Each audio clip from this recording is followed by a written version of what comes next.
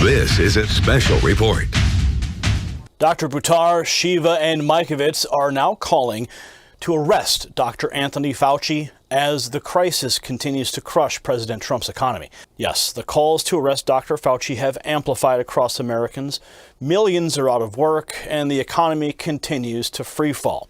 Many are pointing the finger at Dr. Fauci and Microsoft founder Bill Gates as the sole cause due to their wildly inaccurate and repeatedly revised pandemic predictions. Now, I had the unique opportunity over the past month to interview several top doctors in their fields who all have come to one conclusion, that Dr. Fauci should be arrested. Dr. Shiva Ayyadurai, he holds 4 degrees from MIT, a doctor. He's also the inventor of email at the age of 14 and a PhD in biological engineering, who studies the immune system daily. Dr.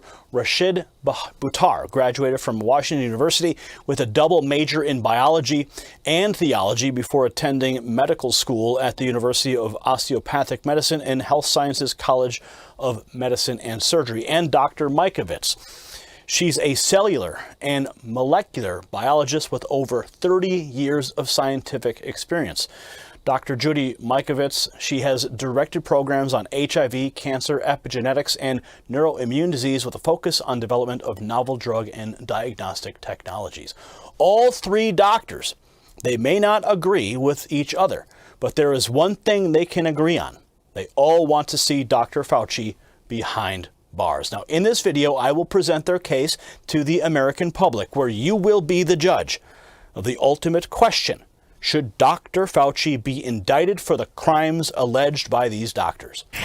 On April 16th, Dr. Buttar joined me to discuss the current state of the pandemic, and we covered a variety of topics. Some of those topics were deemed too controversial, and YouTube decided to remove the original interview as it approached 7 million views. On April 29th, 2020, BuzzFeed contacted me for clarification on a video I produced on the 19th. That included excerpts from that interview, which, according to a spokesperson from YouTube speaking to BuzzFeed, the BuzzFeed reporter, those excerpts did not violate the social media company's policies. Now, in the opening of the interview, Dr. Buttar discusses how he believes Dr. Fauci got around the 2015 moratorium on CV testing by transferring $3.7 million U.S. taxpayer dollars to the Wuhan lab to continue that very testing. Take a look. I think you're talking about is the moratorium that was placed, and then $3.7 million from the National Institute of Health was transferred to China so they could continue this research, even though the moratorium. So they basically outsourced this research to China. Is this the same topic we're talking about here? This news is just breaking? Yes, this is exactly right. So it goes back to 2014. The U.S. government decided, based upon certain virologists at that time, saying that, look, there's no justification for this kind of research. There's a potential for it to cause harm, cause a pandemic. So there's no justification for us to do this type of research. So the government passed a moratorium in 2014. Fauci approved budgets to be monies to be section for this type of research. So basically, and I'm getting really, every time I think about this, it gets me really flustered because I'm so angry that he basically broke the law. He more than broke the law. He created this entire cascade that we're seeing with the world shutdown was created by this initial aspect back in 2015. He broke the law. He went against government moratoriums. He took taxpayer money and he funded research that has now led to the COVID-19. In 2017, he was documented at Georgetown University saying that there will be a pandemic that this presidency will face, that this term will face. How did he know that in 2017 that something was going to happen in 2018, 19, or 2020?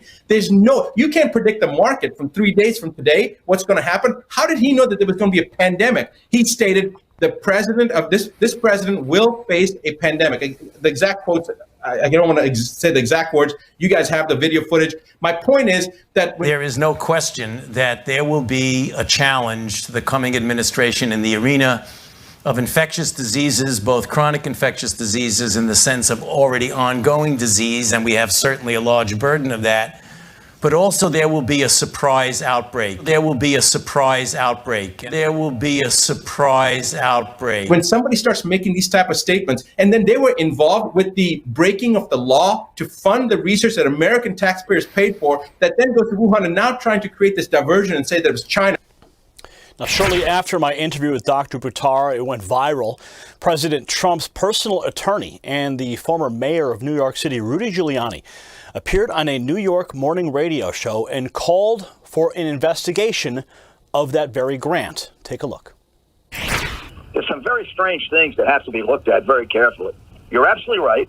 China predicted this could happen. China also, for the last 10, 12 years, has been carrying on these experiments, including in this Wuhan laboratory, with animals, actually making the virus more dangerous, seeing how dangerous the virus can become. You could say that's for scientific purposes, or you could say it's for the purpose of weaponizing it. So back in 2014, the Obama administration prohibited the U.S. from giving any money to any laboratory, including in the U.S., that was fooling around with these viruses. Prohibited it. Despite that, Dr. Fauci gave $3.7 million to the Wuhan laboratory. And then even after the State Department issued reports about how unsafe that laboratory was and how suspicious they were of the way in which they were developing a virus that could be transmitted to humans, we never pulled that money. So something here is going on, John. I don't want to make any accusations, but there was more knowledge about what was going on in China with our scientific people than they disclosed to us when this first came out. I mean, just think of it. If this laboratory turns out to be the place where the virus came from, we pay for it. We pay for the damn virus that's killing us. Now, probably the most significant moment once news broke of the $3.7 million grant to the Wuhan lab was when Newsmax reporter Emerald Robinson directly asked the president about that grant. Watch. Thank you, Mr. President. U.S. intelligence is saying this week that the coronavirus likely came from a level 4 lab in Wuhan. There's also another report that the NIH, under the Obama administration in 2015, gave that lab $3.7 million in a grant. Why would the U.S. give a grant like that to China?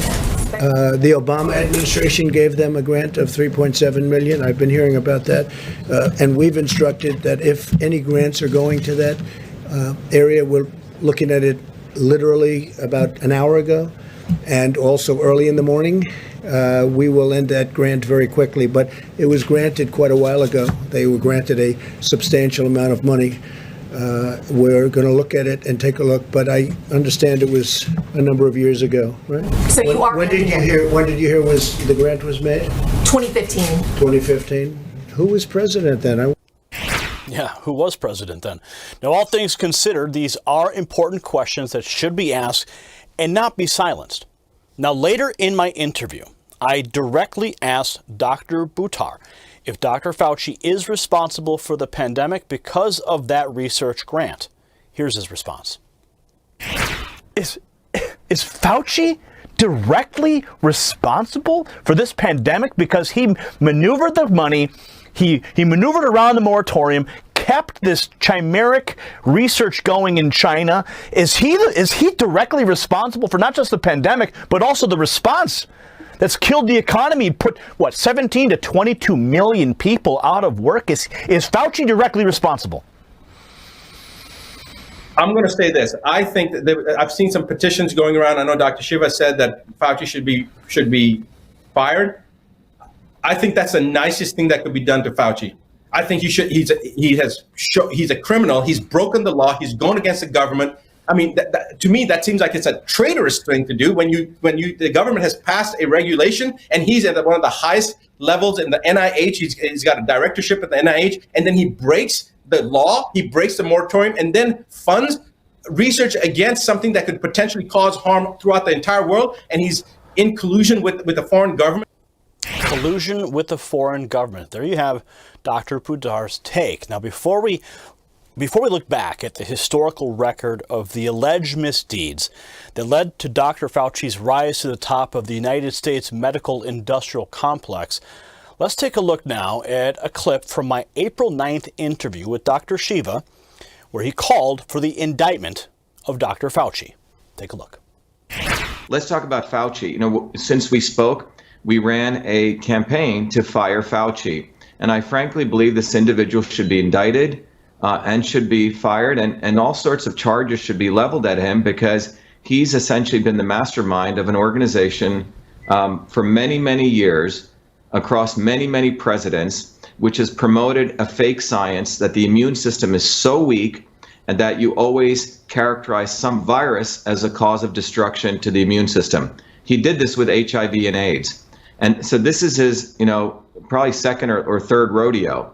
And the goal here is to scare everyone with a fake science understanding that as though the immune system gets attacked by the virus, right? So one of the things we did was we called for his firing and his indictment. And I think close to 40,000 people in a few days signed that petition. I would say we probably have close to 2,000 doctors now, Gary, across the world, because the doctors themselves are recognizing that they are victims of a big pharma medical education system. Now, if you look at a guy like Fauci, I believe he's on the leadership council of the Gates Foundation. He loves the Clintons, and his relationship through the NIH and the CDC and the WHO is this triangle, which, by the way, the Chinese Communist Party and the Chinese CDC is part of. The NIH of the United States funded, even as early as 2 or 3 years ago, $14 million to the Chinese CDC.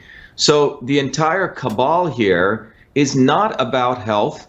It's not about understanding how we boost people's immune systems. So in this entire discourse, that is not what Fauci's been talking about. That's not what the FDA's been talking about. That's not what the WHO's been talking about. That's not what the CDC's been talking about. In fact, you have the Gates, you have Zuckerberg, and you have the Clinton Global Initiative, who are all about vaccines, vaccines, vaccines. So their entire opportunity is, we talked about early, and, the trajectory of which, I characterized early on is the entire purpose of this is to scare, the Jesus out of everyone.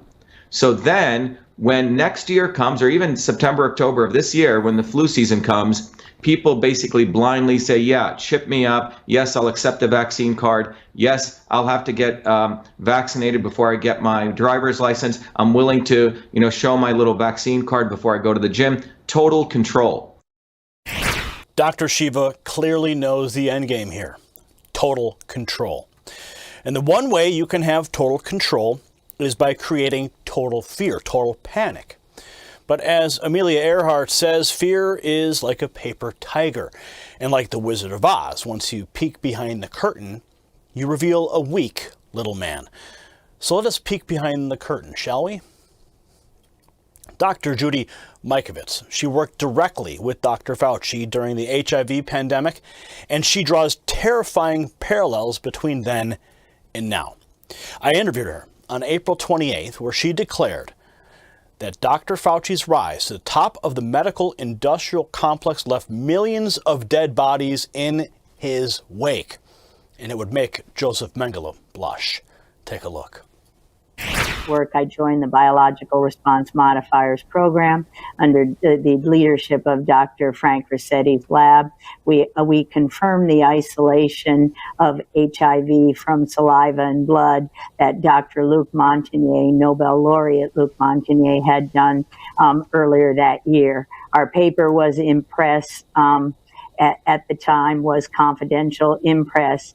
Dr. Fauci called the laboratory. I'm 25-year-old lab technician. He called the laboratory. I answered the phone, explained that Dr. Rossetti was out of town and would address his concerns when he got back. Dr. Fauci demanded a copy of the paper, which was confidential. That's unethical. I refused to give it to him. He threatened to fire me for insubordination. I didn't budge. He bullied Dr. Rossetti when he came back to town to give him the paper, which his crony Dr. Gallo then copied.